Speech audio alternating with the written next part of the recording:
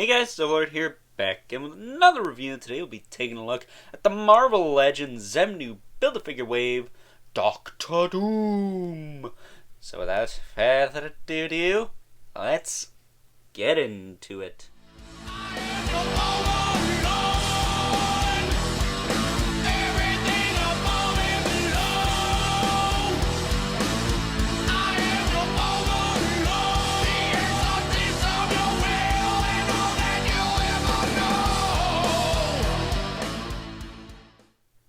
Alrighty guys, as I said before, today we're taking a look at Doctor Doom. He is part of the Marvel Legends Xemnu Build-A-Figure Wave, brought to us by the fine folks over at Hasbro. And no, he does not come with a bath piece. Comes with a Mortal Kombated Thanos skull and spine. So that's pretty metal. I believe this guy is referred to as God Doom, but I'll just call him Dr. Doom, so this video might pop up in the algorithm. But the Thanos skull, unfortunately, it's one piece, but the jaw does hinge. Would have been nice if this whole skull could pop off and I could put a Captain Marvel Brie Larson head on there, but whatever. I know I'm a sick individual, sue me. He also comes with a pair of jazz hands. Not sure why that is. Would have preferred an alternate fist for the right side there. And then he comes with a grip hand, which is meant for the Thanos skull and spine.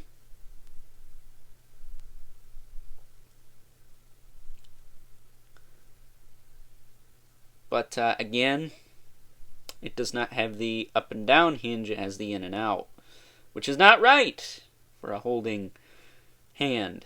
Especially a hand that holds something like this. It should be tilted down when he's holding it up, so it could show that he is victorious. But I did remedy that, because he also has a trigger finger hand,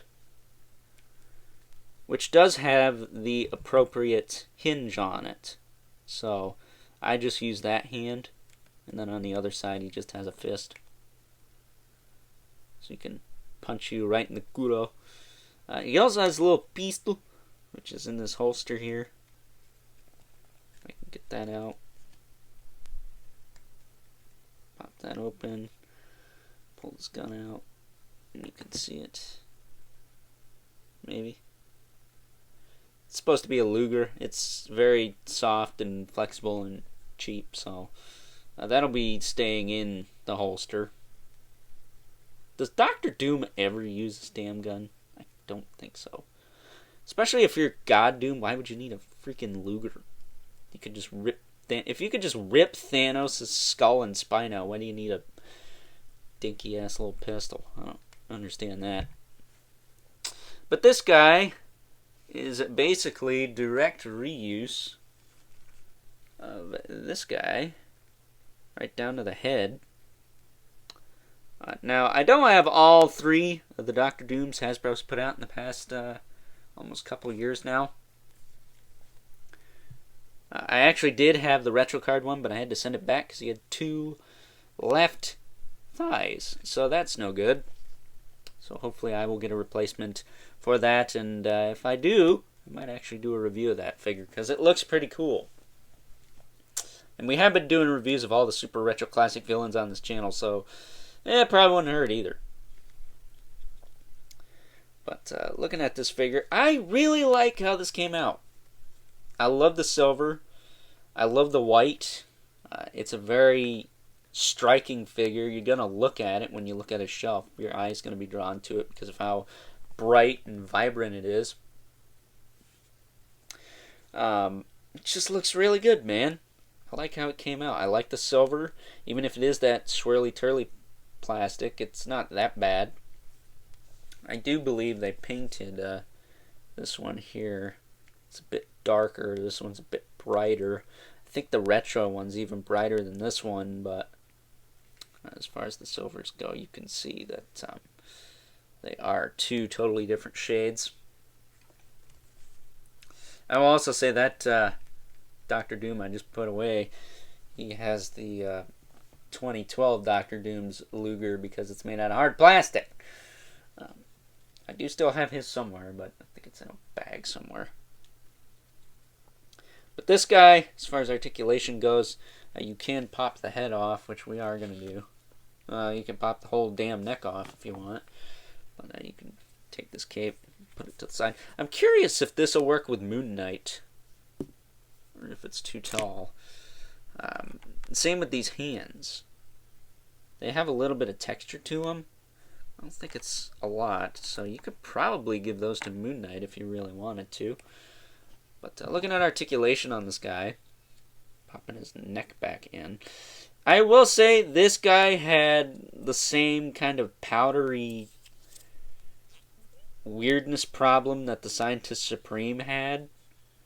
So maybe that's just a thing with the marbly plastic. Again, I don't know if this is marble or paint, but it looks like marble to me.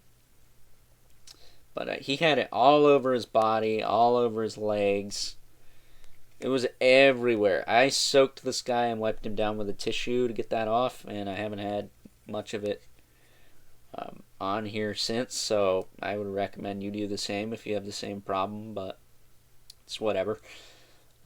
The head does get quite a bit of range. It's even got some tilt, some up and down without utilizing any of the neck articulation.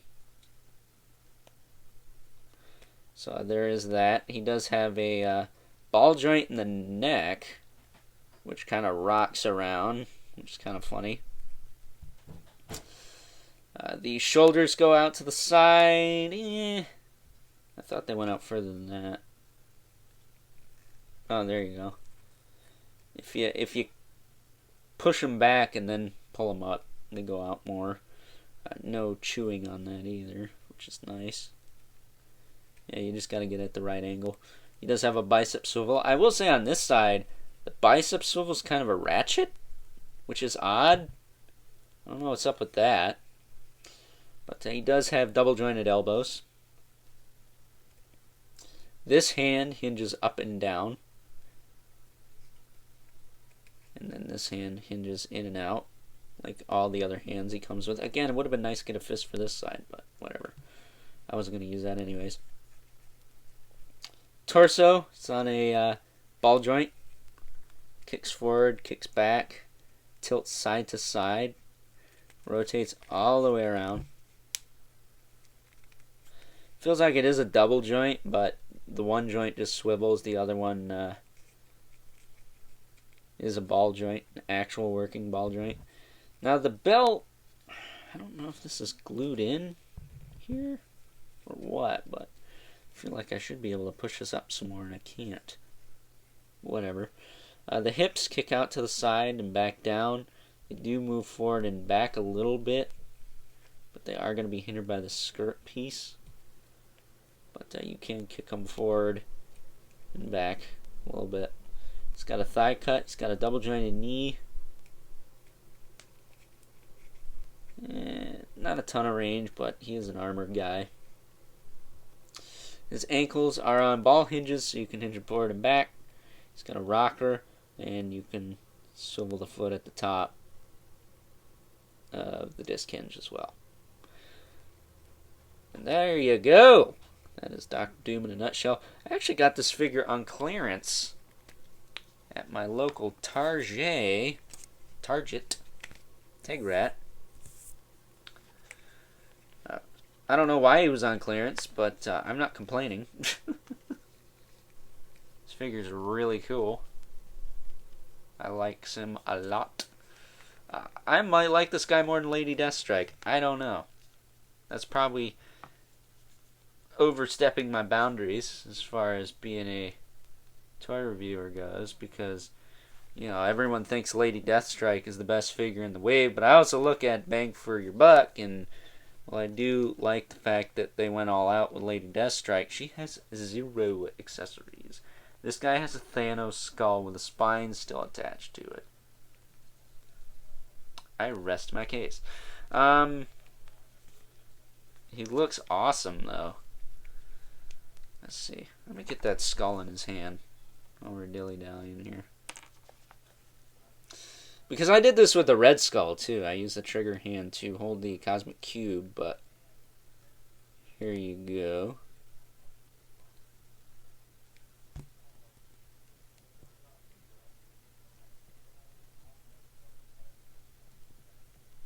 There we go.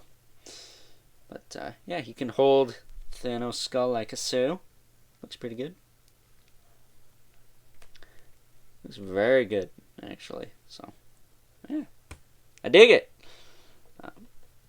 Stands up good. We'll say it's a little gummy here and there compared to the first release. Let me actually do a double take of that. Yeah, the first release is a lot more solid, but it is the first release.